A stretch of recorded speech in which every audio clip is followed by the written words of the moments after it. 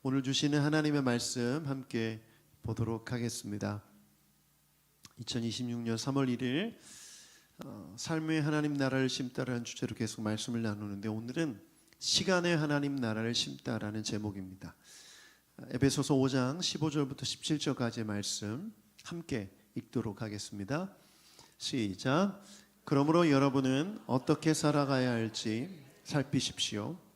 지혜롭지 못한 사람처럼 살지 말고 지혜로운 사람답게 살아야 합니다. 세월을 아끼십시오. 때가 악합니다. 그러므로 17절, 그러므로 어리석은 자가 되지 말고 주님의 뜻이 무엇인지를 깨달으십시오. 아멘. 올해 우리 교회에 주신 표가 뭐죠? 삶의 하나님 나라를 심다. 그렇다면 삶은 뭘까요? 삶이 뭔지를 알아야 하나님 나라를 심을 수 있잖아요. 그래서 삶이 뭘까 한번 고민해 봤어요. 삶이 뭡니까? 우리 청소년들, 삶이 뭐예요? 네, 그런 거 묻지 말라는 표정이네요. 저는 딱 한 단어가 바로 떠오르더라고요. 시간이란 단어입니다. 시간이란 단어가 삶을 표현해 주는 아주 정확한 단어라고 생각합니다.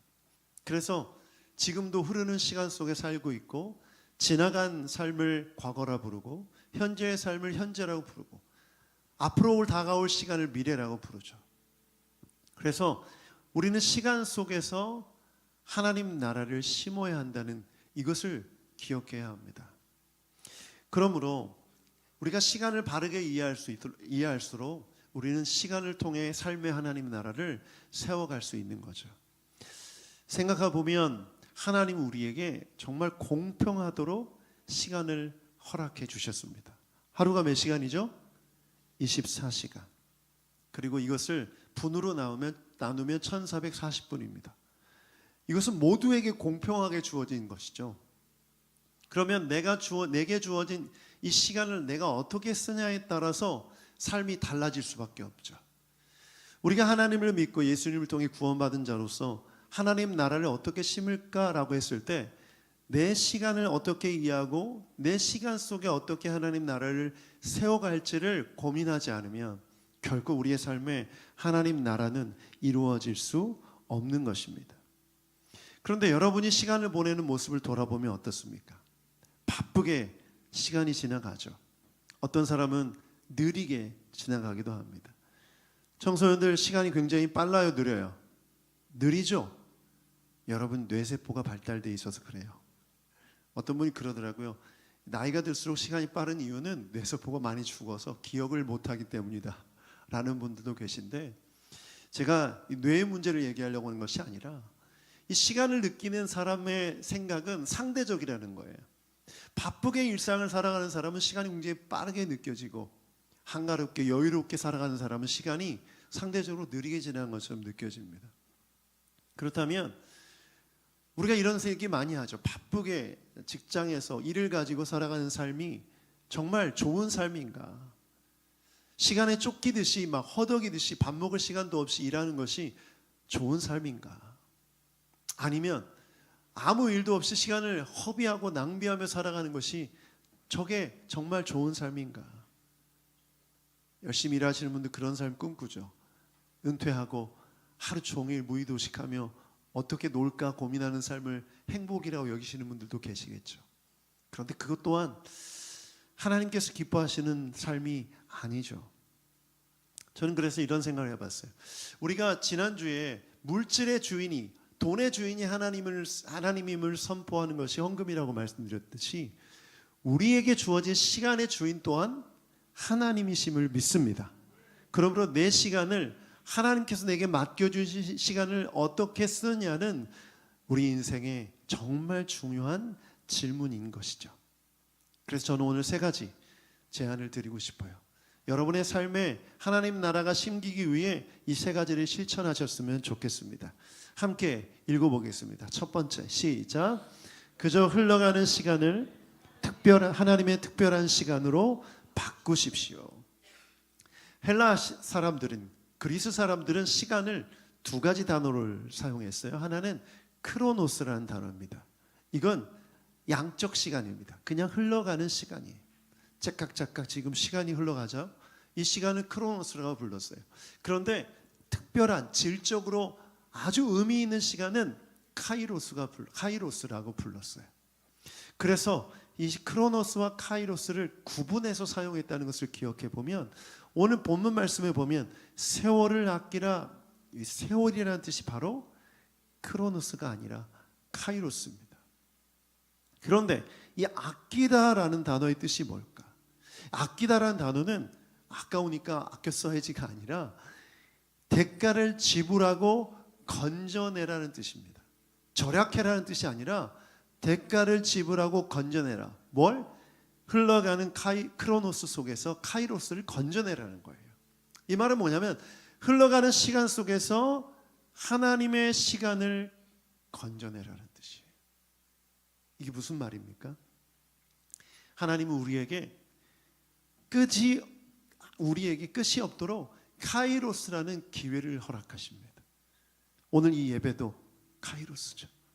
그런데 이 카이로스를 잡지 못하는 사람들이 있어요. 똑같이 예배당에 앉아서 같은 시간에 앉아있지만 하나님의 은혜를 누리지 못하는 사람들은 카이로스를 건져내지 못하고 있는 거죠. 제가 그래서 이미지를 준비했는데, 고대 그리스 사람들이 카이로스를 이런 식으로 표현했어요. 앞에는 머리숱이 많아요. 그래서 머리가 길게 내려져 있습니다. 근데 뒤는 대머리예요. 앞에서는 잡을 수가 있어요. 아주 쉽게. 그런데 뒤에서는 절대 잡을 수가 없어요. 머리카락이 없어요. 잡으려고 손을 뻗어봐야 미끄러지기만 합니다. 그런데 놀랍게도 날개가 달려 있어요. 앞에서 못 잡고 지나가면 아주 빠르게 사라져 버린다는 것입니다. 그리고 이것을 크로노스라고 기록되어 있어요. 그리고 그 조각상 아래에 이렇게 기록되어 있다고 합니다. 내 앞머리가 무성한 이유는 사람들이 나를 쉽게 붙잡게 하기 위해서이다. 뒷머리가 대머리인 이유는 한 번 지나가면 다시는 붙잡지 못하게 하기 위해서이다. 내 발에 날개가 달린 이유는 최대한 빨리 사라지기 위해서이다. 여러분, 바로 이것입니다. 세월을 아끼라라는 뜻은 바로 의미예요. 내가 내게 허락하신 이 시간 속에서 하나님의 나라를 세우기 위해 하나님이 허락하신 크로노스를 붙잡는 여러분 되기를 축복합니다. 지금 이 시간도, 말씀을 듣는 이 시간도 마찬가지. 지금 열심히 메모하시는 분들 계신데 저분들 뭐 하고 계신 거예요? 어떻게든 잡아보려고. 뭘? 하나님이 주시는 기회를, 크로노스가 아닌 카이로스를 잡아보려고 저렇게 기록하시는 거죠. 혹시 녹음하시는 분들은 없으시죠? 여러분, 어떻게든 잡아보려고 노력하셔야 돼요. 흘러가는 인생 속에서 하나님의 기회는 우리에게 주어지지만 그 기회를 놓쳤을 때는 금방 사라져 없어지게 됩니다. 다음 주에 또 있겠지? 아니에요, 여러분. 이거를 붙잡지 못하는 사람은 계속 뒤만 보게 돼 있어요. 그리고 이렇게 불평하는 거예요. 나는 대머리만 봤다는 거죠. 그 기회가 너무 빨리 지나가더라. 여러분, 아닙니다. 하나님께서 우리에게 주시는 기회는, 카이로스는 우리 눈에 띄게 다가옵니다. 그것을 놓친 것은 여러분의 책임이에요. 그래서 저는 이런 얘기를 좀 드리고 싶어요. 우리에게 허락하신 자유의지로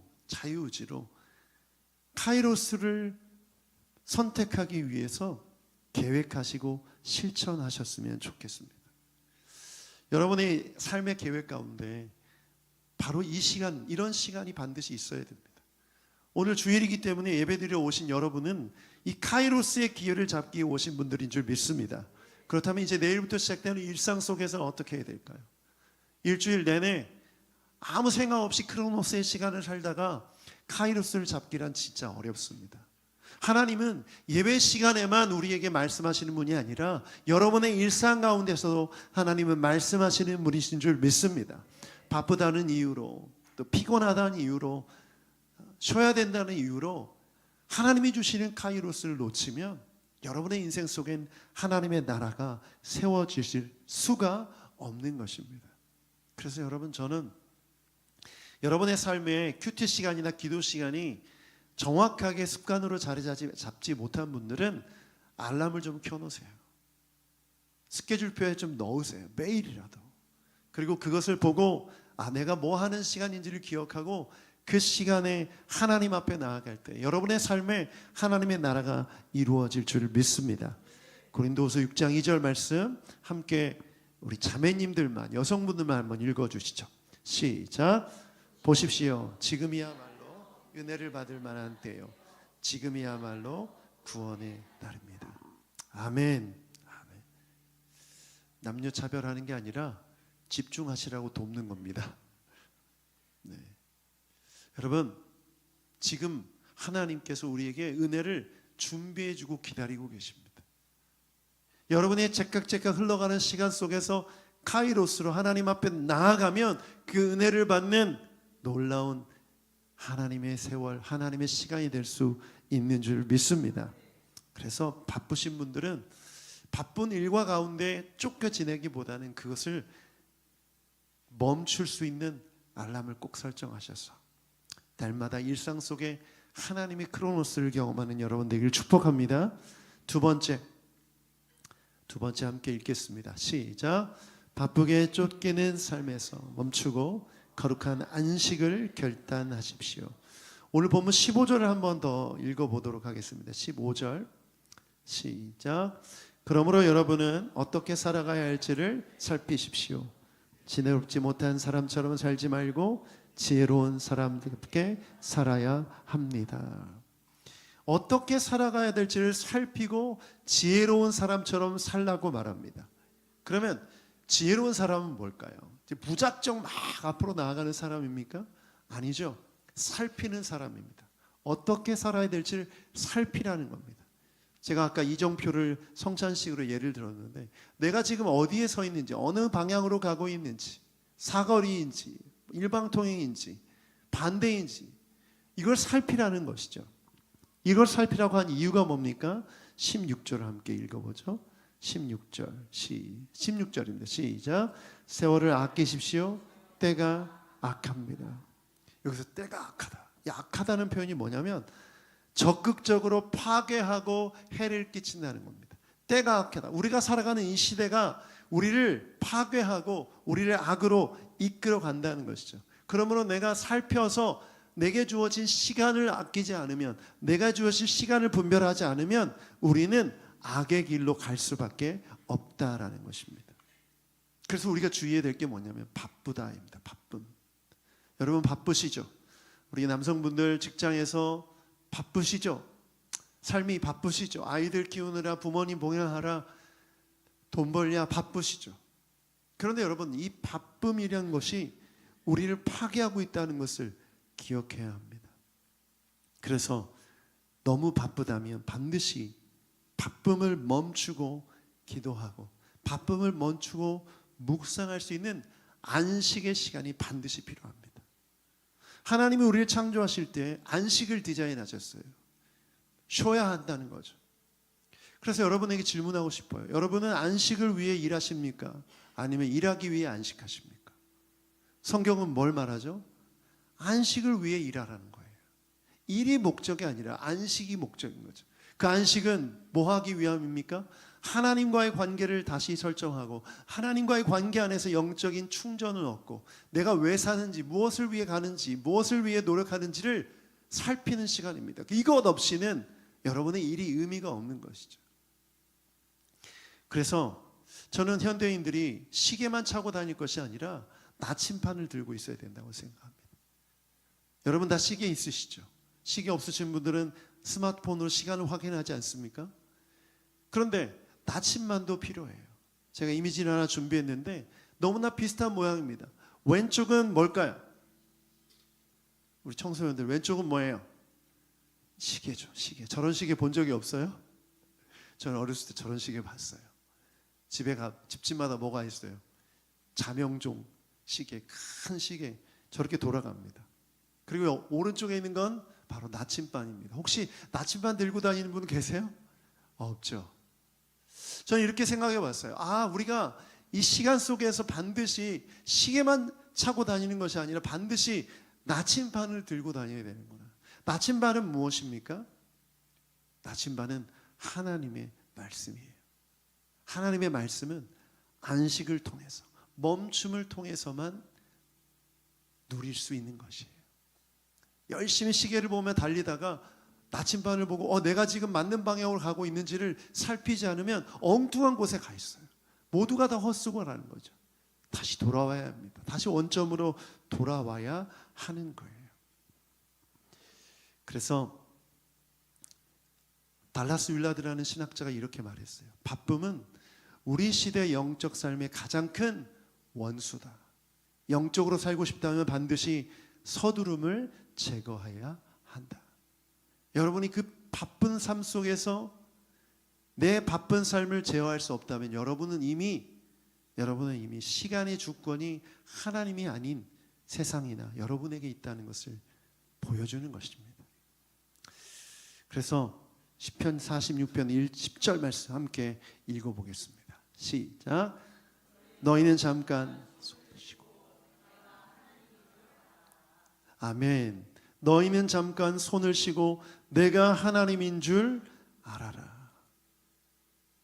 여러분의 인생에 안식하는 시간, 멈추고 기다리고 충전하는 시간이 있습니까?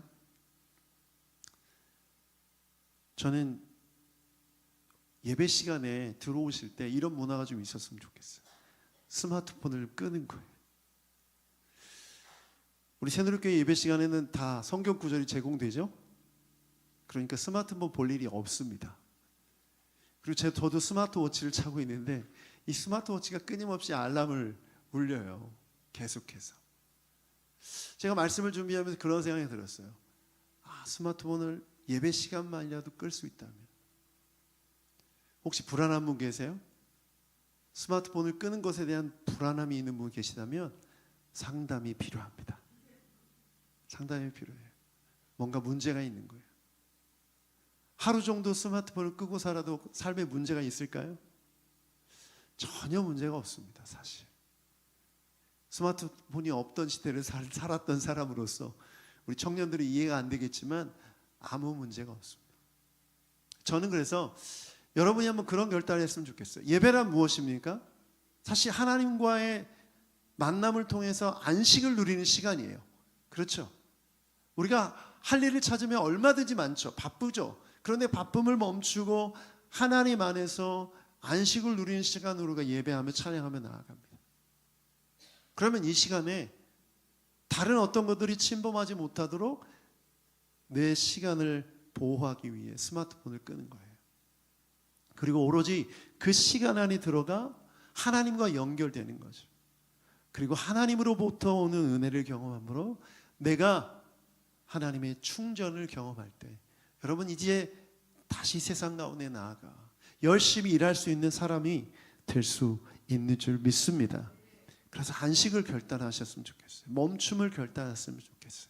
하루에 30분 1시간이라도 스마트폰을 꺼놓고 그 시간에 오로지 하나님께만 집중하고 기도에 집중할 수 있다면 여러분은 바른 방향으로 잘 살아갈 수 있습니다. 있어요. 그래서 이제 스마트폰 한번 꺼내보세요. 여러분의 스마트폰 꺼져 있습니까? 켜져 있습니까? 우리 청소년들 스마트폰 한번 꺼내보세요. 네. 자동으로 게임을 돌리고 있는 건 아니죠? 좀 꺼보세요. 전원을 한번 꺼보십시오. 지금부터 스마트폰에 어떤 알람도 울리지 않게 해놓고 스마트워치도 한번 풀어보세요. 저도 풀겠습니다. 자, 워치를 한번 풀어보세요. 제가 찬양하는데 계속 알람이 오더라고요. 제 아내가 보낸 알람이었어요. 자, 이렇게 한번 풀어보시고 정말 이제 말씀 앞에 좀 집중해서 나아갑시다.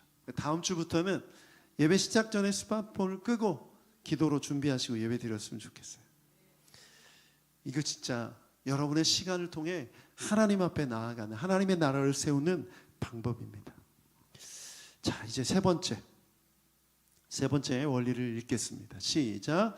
하루의 첫 시작을 하나님께 먼저 드리십시오. 여러분 눈을 뜨고 가장 먼저 하는 일이 무엇입니까? 오늘 본문 17절 함께 한 번 더 읽어볼까요? 오늘 본문의 17절 시작. 그러므로 어리석은 자가 되지 말고 주님의 뜻을 무엇인지를 깨달으십시오. 주님의 뜻이 무엇인지를 깨닫지 못하면 어떤 사람입니까? 어리석은 자예요. 주님의 뜻을 깨닫는 사람은 어떤 사람입니까? 지혜로운 자예요. 저는 축복합니다. 우리 새누리교회 성도들 모두가 지혜로운 자가 되길 축복합니다. 우리 청소년 모두들 지혜로운 자가 되길 축복합니다. 그러면 어떻게 해야 되는가? 하나님의 음성을 듣는 시간을 완전히 구별해서 그것을 첫 시간으로 드려야 돼요. 그러면 여러분의 삶이 바뀔 수밖에 없습니다. 왜냐하면 여러분의 인생의 방향과 인생의 목적이 분명해지기 때문이죠.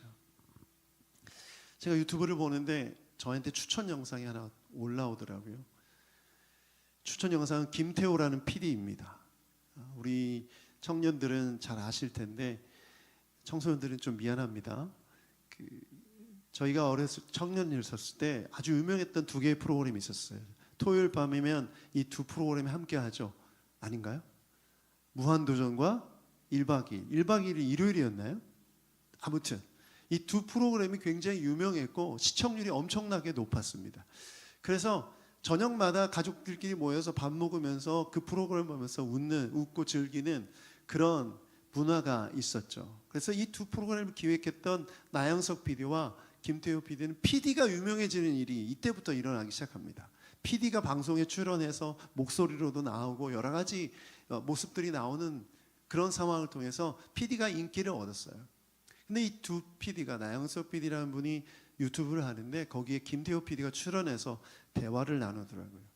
근데 김태호 PD가 이런 말을 하는 거예요. 자기가 요즘 하는 일이 있는데 아침에 눈을 뜨자마자 기도로 하루를 시작한다는 거예요.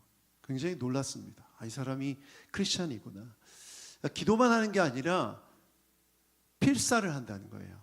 성경 필사를 1시간 정도 시간을 완전히 구별해서 필사를 하는데 요즘에는 시편을 쓰고 있다고 합니다. 혼자 쓰는 게 아니라 교회 동료들과 함께 필사를 하고 있다고 그래요.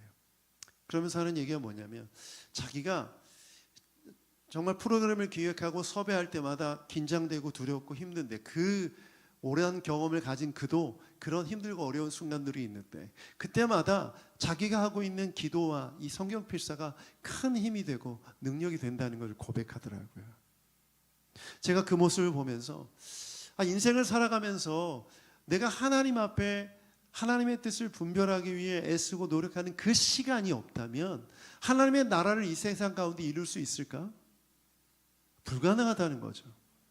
여러분이 아무리 거창하게 계획을 세우고 뭘 이루어야겠다 해도 그것이 내 삶에 온전히 하루의 삶 가운데 하나님의 지혜를 깨닫는 시간으로 확보되지 않는다면 그건 그냥 생각에 불과한 거예요. 구호에 불과한 거죠. 계획에 불과한 거예요. 그런데 그런 거창한 계획이 없을지라도 여러분의 삶에 24시간이란 삶에 30분 1시간이라는 시간으로 하나님의 뜻을 확인하고 구별할 수 있는 시간이 확보되어 있다면 그 사람은 하나님의 나라를 이룰 수 있는 놀라운 하나님의 사람이 될 수 있는 줄 믿습니다. 그래서 저는 이것을 오케스트라에 비유하고 싶어요. 제가 그래도 음대 출신이지 않습니까? 제가 현악기, 관악기를 연주하던 연주자는 아니었지만 가끔 오케스트라와 함께 합창을 협연할 때 지휘자가 나오기 전에 악장이 일어나서 오보에를 이렇게 세웁니다. 오보에 연주자가 딱 일어나서 튜닝을 해요. 440Hz 띠 오보에가 쭉 불면 이제 악기들마다 관악기, 현악기 순서대로 튜닝을 합니다. 그래서 튜닝하는 음이 굉장히 아름다워요. 그것부터 연주가 시작되는 거죠, 사실은. 그 다음에 지휘자가 나와서 지휘봉을 들고 연주를 시작합니다. 여러분, 우리 인생은 하나님, 지휘자신 하나님께 모인 연주자들과 같아요. 그런데 내 인생이 지휘자의 지휘에 맞춰서 연주되려면 여러분의 삶이 튜닝이 되어 있어야 돼요. 그런데 인생을 살면서 그런 생각 들지 않습니까? 내가 드라마 한 편을 보더라도 책 한 권을 읽더라도 우리 영혼을 어긋나게 하는, 하나님께 튜닝되지 못하게 하는 일들이 얼마나 많습니까? 지난 금요일에 우리 고요한 목사님도 회개하면서 고백했던 게 뭐냐면 주식이에요, 주식. 지금 열심히 일해서 버는 월급으로만 이 세상을 살아가기가 너무나 두려우니까 자녀 걱정, 가정 걱정 때문에 자꾸 그런 데 마음이 빼앗겨지는 것이죠. 코스피가 주님인 거예요. 삼성전자가 소망이고, 이런 시대를 우리가 살아가고 있기 때문에 우리는 반드시 뭐가 필요해요? 영적 조율이 필요한 거예요. 그 조율 없이는 하나님의 나라를 이룰 수가 없는 거예요. 그 조율이 되지 않는 상태에서는 어떤 교향곡도 연주될 수가 없는 거예요. 튜닝이 안 됐으면 지휘자는 멈춥니다. 지휘봉을 멈추고 악장에게 다시 튜닝하게 해요. 여러분, 이렇듯 우리의 시간 속에 하나님의 나라를 이루기 위해 반드시 여러분에게는 하나님의 뜻에 튜닝되는 시간이 필요합니다. 그냥 사라지는 대로 살아가면 세상에 가시덤불과 엉겅퀴만 자라날 수밖에 없어요.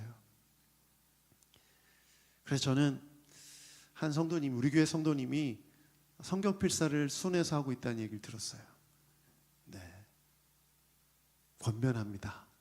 잘 상의하셔서 성경 필사 한번 해보십시오. 제가 연말에 성탄절 선물 나눌 때마다 필사 성경을 나누는 이유, 목사라서가 아니라 여러분의 영혼의 튜닝을 위해서 하는 거예요. 제 선물을 받으신 분들 다 쓰셨습니까? 주여, 고개를 떨구시면 어떡합니까? 누가 받았는지 제가 다 아는데. 성경 필사 잘 나왔어요. 잘 하드커버로 있는 것도 있으니까 여러분, 바쁜 사람일수록 더 써야 됩니다. 바쁘게 살아가는 건 죄예요. 안식을 누리지 못하고 하나님께 튜닝되지 못하면 그 소리는 시끄러운 소리에 불과한 거죠. 저는 그래서 예수님이 이것을 위해 기도하셨다고 생각해요. 마가복음 1장 35절 함께 읽어보겠습니다. 시작. 아주 이른 새벽에 예수께서 일어나서 외딴 곳으로 나가셔서 거기서 기도하고 계셨다.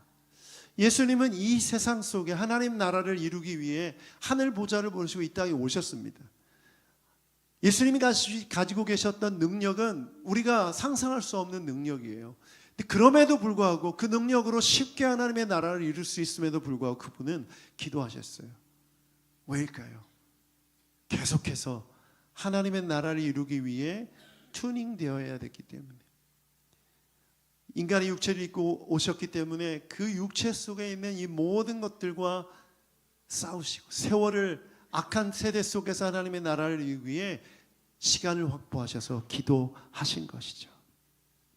그래서 제가 여러분에게 아까 캘린더에 여러분의 일정 속에 그런 시간을 꼭 넣으라고 말씀드렸는데, 그 캘린더를, 1년의 캘린더를 보면 여러분이 어떻게 살았는지를 보여줍니다. 돈에 시간을 많이 쓰는 사람들은 뭐가 주인이에요? 돈이 주인이죠. 사람에게 시간을 많이 쓰는 사람들은 누가 주인이에요? 사람이 주인이죠. 여러분 자신을 위해 시간을 많이 쓰는 사람은 여러분이 주인이에요. 그런데 우리가 하나님을 주님이라고 부르죠. 그렇다면 주님과 만나는 시간이 많다면 여러분은 하나님의 주인이시고 그 시간을 하나님을 통해 하나님의 나라를 심는 일에 쓰고 있는 것인 줄 믿습니다. 말씀을 마무리하면서 여러분, 예수님을 한번 생각해 보십시오.